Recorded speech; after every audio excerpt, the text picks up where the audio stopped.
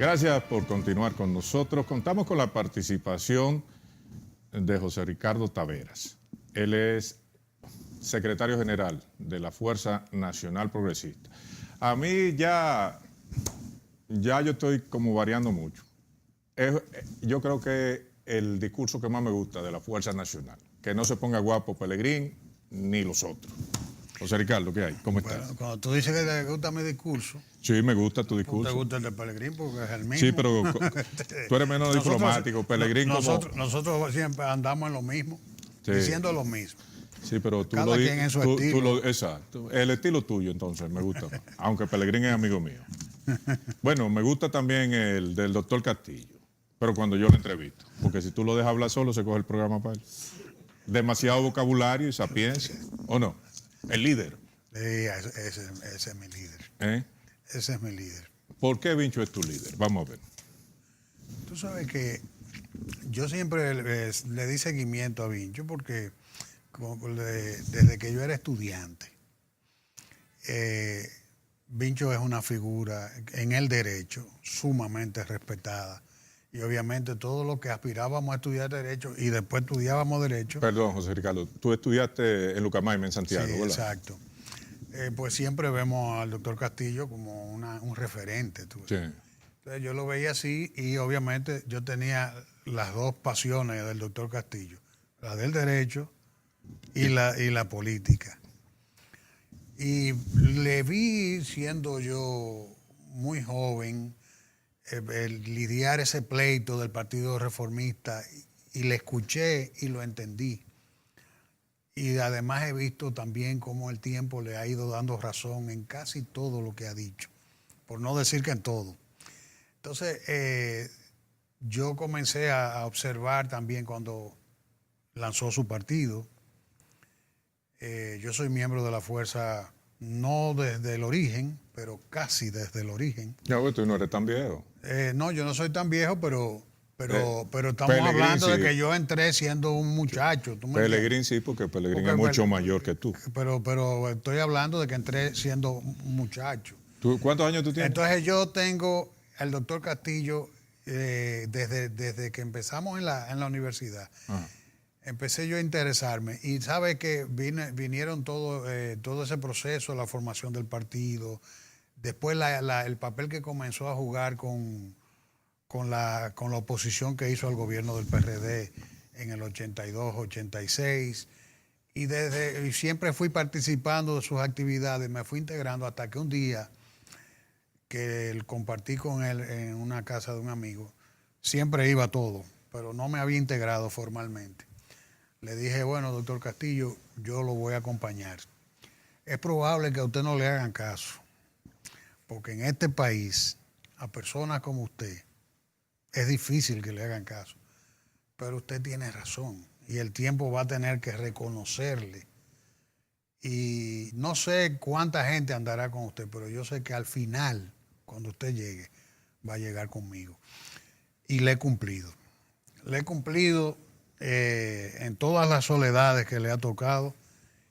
Le cumplí en la hora del poder, estuve ahí. Y a la hora que él tocó la campana de la retirada, trompeta de la retirada. Sin vacilación. No vacilé en ningún momento. Y estoy aquí porque creo en la agenda, Willy. Creo en esta agenda. No me avergüenzo de que no hayamos tenido una respuesta electoral de la población. Todo lo contrario. Creo que algunas veces a algunas personas les toca abrir trocha. Déjame eso interrumpirte. Eso es lo que hemos hecho. Déjame interrumpirte, esto es una conversación. Yo creo que tanto la Fuerza Nacional Progresista como Guillermo Moreno, estoy tratando de ser lo más ecuánime posible, tienen un chance para conseguir un pastel aceptable del electorado. ¿Por qué? Porque ustedes, el target de ustedes, básicamente el discurso de ustedes es nacionalista. Y hoy la nacionalidad está en peligro. En el caso de Moreno, el principal discurso o el único discurso de Moreno es la corrupción. Y esos dos temas ocupan las preferencias o las atenciones de los dominicanos.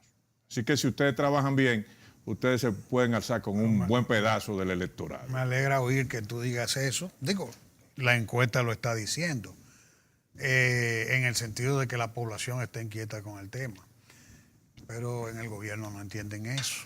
El problema es que el gobierno, y ahí entonces yo digo, bueno, pero la fuerza está llena de tontos o es que le están haciendo juego al gobierno. Hoy amanecieron todos los funcionarios del gobierno en todos los canales de televisión hablando del tema haitiano. ¿Por qué? Porque hay un problema de imagen del gobierno donde la corrupción toma ribetes alarmantes. Es decir, el caso de Onza y todas las meteduras de pata de todos los funcionarios principales de este gobierno relanzan eso. Entonces, el gobierno, entonces, ¿qué hace? Bueno, vamos otra vez con el tema haitiano. ¿Qué es importante? Sí es importante. Sí. Pero se interrelaciona también. Porque yo te iba a poner el caso de los hospitales, donde en el primer trimestre de este año la prensa trae un incremento del 31,9% de muertes de niños de menos de 3 meses, con referencia al 2017. Escuchaba yo entonces por ahí a alguien justificando eso a la hora de dar detalles, diciendo que bueno, que sí, pero un funcionario de salud pública, pero que lo que quería decir era que como que la mayoría era haitiana y eran niños. Entonces, ¿de qué forma ustedes pueden llamar la atención a la población sobre ese caso de salud? Y esta vez dándole una mano a los haitianos, porque ustedes no es que sean haitianos, según yo entiendo. No. Ya que un individuo está en un paciente que ocupa la cama, el problema es que no deben dejarlo llegar, cruzar la frontera. Pero ¿de qué forma entonces ustedes pueden ayudar a la población sin importar ni siquiera la nacionalidad, de que este tipo de cosas no fallen? Mira, dos cosas has dicho en lo que has estado diciendo. Primero, que el gobierno hoy amaneció hablando del tema haitiano. Tú lo ves desde el punto de vista de que están tratando de ocultar el impacto de la auditoría de OMSA. Sí. Obviamente es muy obvio, valga la redundancia, que el gobierno usa el tema haitiano, instrumentaliza el tema haitiano con el objetivo de acallar el tema de la corrupción. Y yo admito que eso es así. Obviamente, en ninguno de los dos temas, en este país nadie puede hablar sin hablar históricamente de quienes han puesto el tema de la corrupción como parte de la política. En un momento en que se burlaban de nosotros, porque nos sacaban las encuestas diciéndonos que a la gente no le preocupaba la corrupción. Pero ya la cosa cambió. Nosotros, sin embargo, tenemos un precedente, y no quisiera hablar del precedente porque ya hay personas muertas que no me interesa, pero yo creo que ese precedente que nosotros tenemos y la actitud que hemos tenido en ese sentido, no hace falta que nosotros presentemos credenciales. Lo segundo es que, reconociéndote eso, también el gobierno, aunque ha instrumentalizado el tema haitiano, al mismo tiempo entiende que se le ha ido de las manos el tema. Porque cuando ellos reciben, que viven preocupados encuestándolo todo, sí, y ven que un 85% y creciendo de la población está en una posición cada vez más radicalizada con el tema del desorden de la migración, pues obviamente ellos están atendiendo dos agendas de manera simultánea.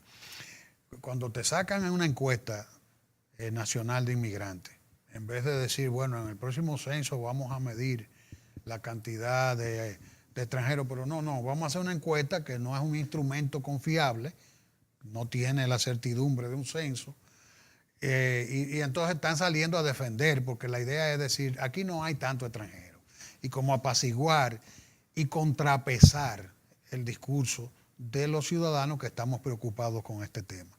El tema de la corrupción es vital, importante. Si no se lucha contra eso, pero de la corrupción yo digo siempre, no se debe hablar, se debe actuar.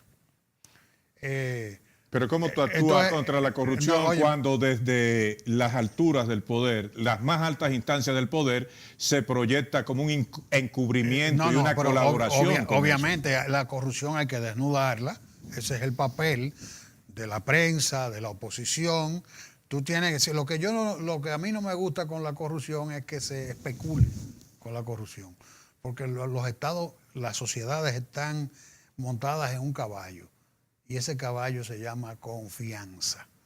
Si tú creas una crisis de confianza, pones en un riesgo sistémico toda una sociedad. Espérate, un paréntesis.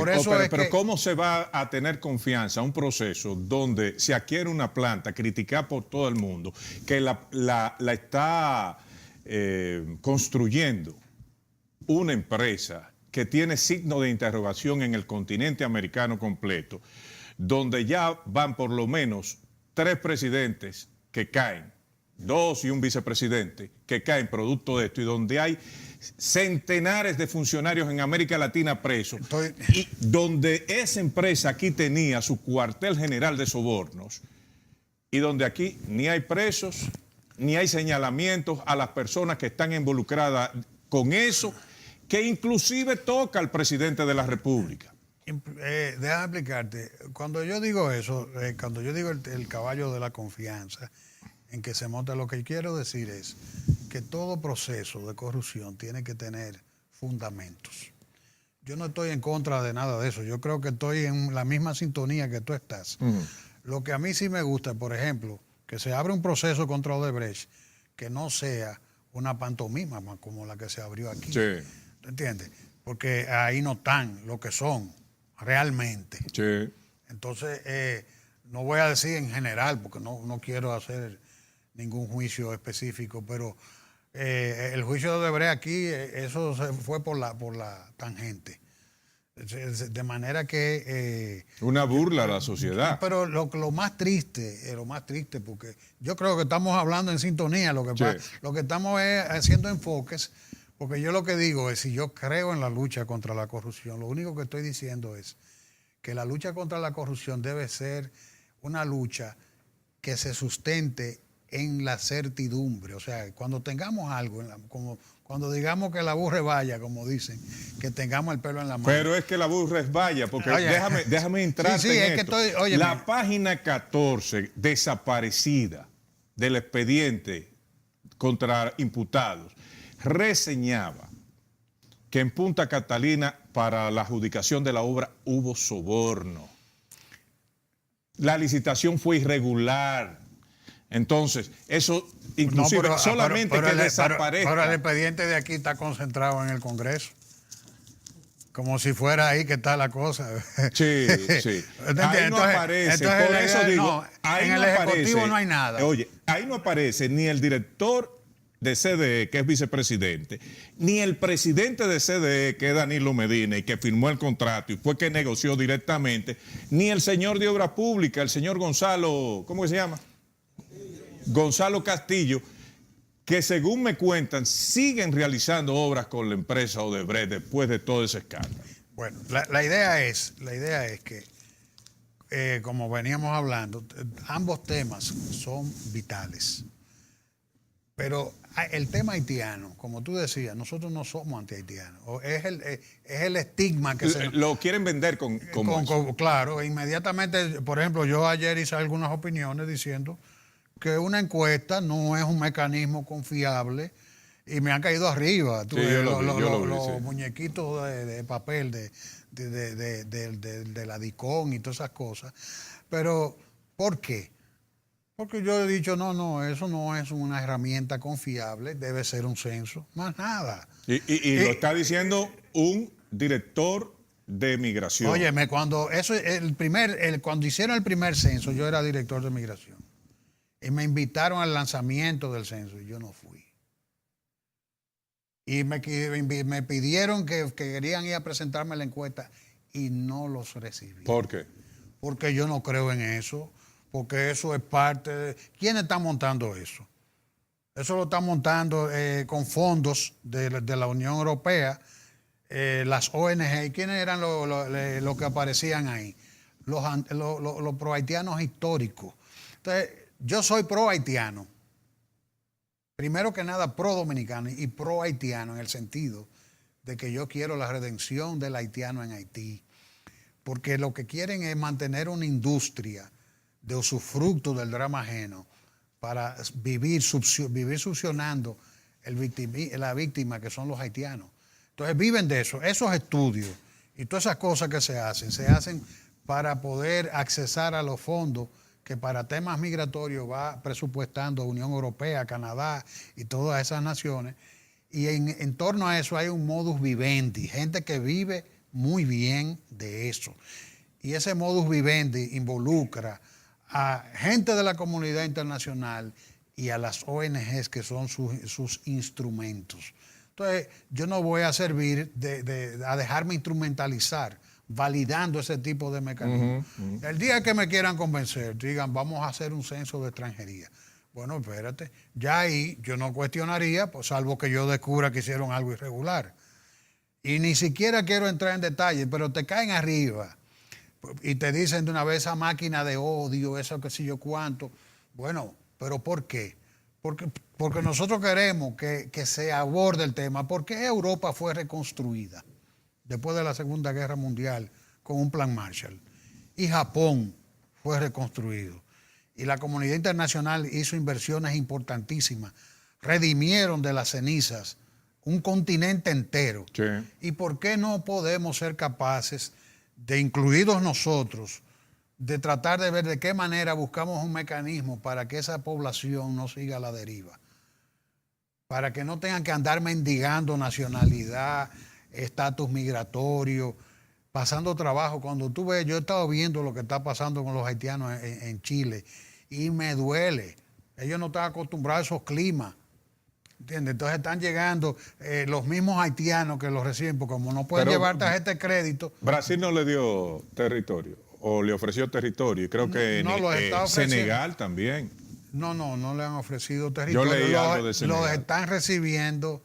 En una ocasión se habló de ubicar un territorio en África, eso hace muchos años, porque Haití ya como territorio ha llegado a un nivel de desgaste que con apenas un 1.75% de cobertura boscosa. Y eso que le queda tiene una agresión de un 4% anual. Es decir, que en 5 años no va a haber nada. Ahí hay un problema de agua. Desertificado. Entonces, yo digo, si nosotros sabemos, los dominicanos, tú has visto al mismo ministro Domínguez Brito diciendo llamando la atención con el tema del agua en Haití. Ahora mismo en Haití se bebe agua. Naciones Unidas tiene un programa para dar agua en Haití, porque hay un problema para beber agua. Si nosotros sabemos que eso está ahí, que vamos a tener un reto, porque a la hora que esa comunidad esté sedienta, que viene para acá. Entonces, señores, o lo redimimos allá, pero el contribuyente dominicano no tiene capacidad para hacer eso.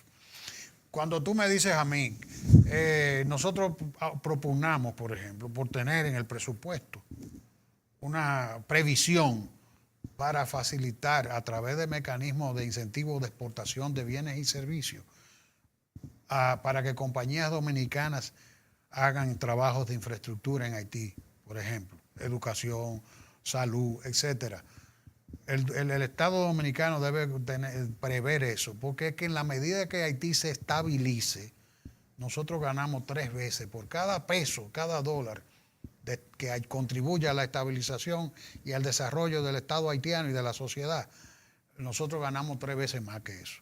Entonces, esa es la visión de la Fuerza Nacional Progresista, pero no. Hay que estigmatizarnos, decirnos que somos una máquina de odio, todo porque no queremos que este desorden se Mira, yo lo dejo ahí, pero este país está lleno de haitianos. Yo no soy xenófobo ni soy nada. Ahora, de ahí que se me cambie mi forma de pensar, mi forma de ser, mi esencia cultural, ya eso es otra cosa. Eso no te lo acepta ningún país en el mundo. Por eso es que tenemos que procurar que Haití se desarrolle, porque nosotros tenemos deberes como buenos vecinos, pero tampoco podemos permitir, como tú acabas de decir, que nuestra identidad sea absorbida y transformada en otra cosa por el simple hecho de que la autoridad que está supuesta a representarnos a nosotros, a defender nuestra soberanía, lejos de hacerlo, se arrodilla. Eso es lo que está pasando. Pero ¿cuál es el problema? Espérate, porque eso se soluciona fácil. El presidente Danilo Medina, que yo digo que debe de renunciar, y esto no es un juicio temerario ni mucho menos. Lo que más le conviene al presidente Medina es renunciar ahora, porque esto se está complicando mucho y el que va a salir bien embarrado es él. Pero ¿qué le cuesta al presidente Medina decir, mire usted, director de migración, y venga usted, el de las Fuerzas Armadas, y el del CEFRON, y todo el que tenga que ver en eso, no quiero un ilegal aquí? Y si veo un ilegal, están cancelados todos. Y yo te apuesto que hacen un operativo. Eso es lo que hace Pero falta. ¿cuál es el problema? ¿Por qué no se hace? Si Danilo Medina juró ante una Biblia sobre la Constitución Dominicana que iba a preservar la identidad del pueblo dominicano, ¿cuál es el problema para hacer eso? No tiene el poder para hacer eso. Claro que lo tiene, porque el problema, mira, a mí a veces me preguntan algunos amigos, ¿y qué usted hizo cuando usted era director de migración? Porque yo a veces le respondo a alguna gente cualquier cosa, pero la mayoría de las veces lo ignoro. ¿Sabe por qué? Porque el que pregunta eso ignora el tema. Porque ¿quién le ha dicho a usted que de un problema geopolítico de la magnitud de Haití que impacta sobre la República Dominicana, que no tenemos un problema migratorio? Porque la gente se enfoca en migración como si migración es una piedra angular importantísima, porque es la que ejerce la salvaguarda de la frontera jurídica de la nación dominicana. Entonces, pero la salvaguarda de la seguridad fronteriza, física, operativa, es de las Fuerzas Armadas. Entonces yo digo, cuando a mí me preguntan eso, yo voy en tu misma línea. Yo digo, no, una persona que no entiende el problema, porque el tema es de voluntad política. Tú lo acabas de decir, de un presidente que se sienta a ser director de migración, ministro de Relaciones Exteriores, porque tenemos que manejar el tema del acoso de la comunidad internacional, no de la manera que se está haciendo. Porque nosotros tenemos una Cancillería concentrada en conceder exenciones de visado a países que tú te preguntas por qué. Sí. Donde yo tengo... trayendo inseguridad al país. Óyeme, pero países donde hay problemas, tenemos donde nosotros tenemos que tener un filtro y es útil que ellos lo tengan con nosotros también. Y que no aportan nada a la cantidad de turistas que reportan, si esa es la intención. Exactamente, pero fíjate qué pasa. Nosotros tenemos que tener una Cancillería cuadrada, por ejemplo, un lobby internacional de políticos y de relaciones públicas, en capacidad de sentarse con los directores de medios, de los principales medios del mundo, en el ámbito electrónico, en el ámbito de la prensa escrita, que se puedan ir donde el director de Le Monde, etcétera, porque nosotros tenemos la razón, una razón que ha sido consagrada por todos los tribunales internacionales, por la Haya, por las Cortes Europeas, por todos. Además, el convenio de Viena le concede a todos los estados del mundo el dominio reservado de la decisión sobre sus políticas migratorias y de nacionalidad. Sin embargo, espérate, tú tienes un gobierno sentado arrodillado ante una entelequia como la Comisión Interamericana de Derechos Humanos de la OEA. Sí. Eso es una basura que ningún estado de América Latina le ha hecho caso. Pero, oye, ¿cuál es el problema de que tú digas, ok, ¿cuántos haitianos legales hay aquí? 100,000, 200,000, medio millón. No, esos se quedan aquí, esos están legales. ¿Y cuántos ilegales hay? 1 millón, 2 millones. No, esos se van. 10 personas. El que esté ilegal se debe ir de aquí. Ahora, un individuo que haya tramitado su proceso y que no transgreda las leyes dominicanas, no veo por qué no puede estar en algún país del mundo. Pero, ¿por qué el presidente no actúa de esa forma? Porque ya esto es un asunto que lo tiene que tomar él. Esa es la gran pregunta. Yo no sé de qué manera una persona que ha recibido el empoderamiento que ha recibido Danilo Medina, que ganó una primera elección y se le reafirmó su triunfo, ¿de qué manera una persona puede destrozar con sus propias manos la posibilidad de la construcción de un legado? Eso es lo que yo estoy viendo. Y lo digo con pesar, porque nosotros hemos durado más de 20 años aliados al Partido de la Liberación Sí. Dominicana, y como tú debes comprender, eso nos ha llevado a cultivar Amistad. y respeto, consideración con muchos de los líderes del Sí, PLD, pero el incluido respeto es- Danilo. Pero- el respeto es una calle de doble vía. sí, exactamente. Bueno, porque eso falló en cuanto a nosotros. Eso fallaba con todo el mundo. No vino de allá para acá. Pero no obstante, tú tienes como la decencia de guardar el tacto, de decir, bueno, me pesa, porque cuando tú has acompañado, has caminado junto a una persona, en mi caso, yo he sido funcionario de los dos presidentes que ha tenido el PLD. Sí. Entonces, porque recibí decretos de ambos y fui diputado aliado del Partido de la Liberación Dominicana, aunque tuvimos agenda propia en muchos temas, Sí. pero nos acompañamos mutuamente en otros. Entonces, tú tienes como la pena de ver que un ciudadano a quien tú conoces, a quien tú has visto y a quien tú le presumías buena fe, de buenas a primeras, está destrozando la posibilidad de construir un legado a favor del interés de la nación que le dio ese poder que él tiene. Yo sé que a ti te apasiona el tema, pero yo tengo que meterte en otros temas. Méteme O sea, lo que tú quieras, oye, no hay problema. Hablábamos al principio que tanto... Todo lo contrario, me gusta hablar de otras cosas porque la gente piensa como que... monotemático. no, hay que hablar de Espera, todo. la corrupción, como decíamos al principio, como la migración, son objeto de la total atención de la ciudadanía. Ahora, eso se explica con la práctica. ¿Por qué antes eso estaba en octavo, noveno? Porque en el tema de la migración no habían tantos haitianos aquí, tantos extranjeros aquí, y en el tema de la corrupción, aquí nunca se había robado tanto como en este Como gobierno. el tema de que el dominicano pone el candado después que le Sí, roba. entonces, O sea, se está grabando las cosas y entonces ahora está todo el mundo diciendo... Esa es la explicación. En vez de habernos escuchado a nosotros con tiempo, señores, hay que hacer esto, hay que hacer, para evitar que llegáramos aquí. Y todavía seguimos diciendo, vamos a hacer ¿Qué vamos a hacer? para que se empeore esto, porque te voy a explicar dónde puede ir a parar esto, este desorden, esta crisis de confianza. Pero con los dos temas, no con un tema, Te ¿verdad? voy a meter, no, pero claro que sí. Ok. Pero claro que sí.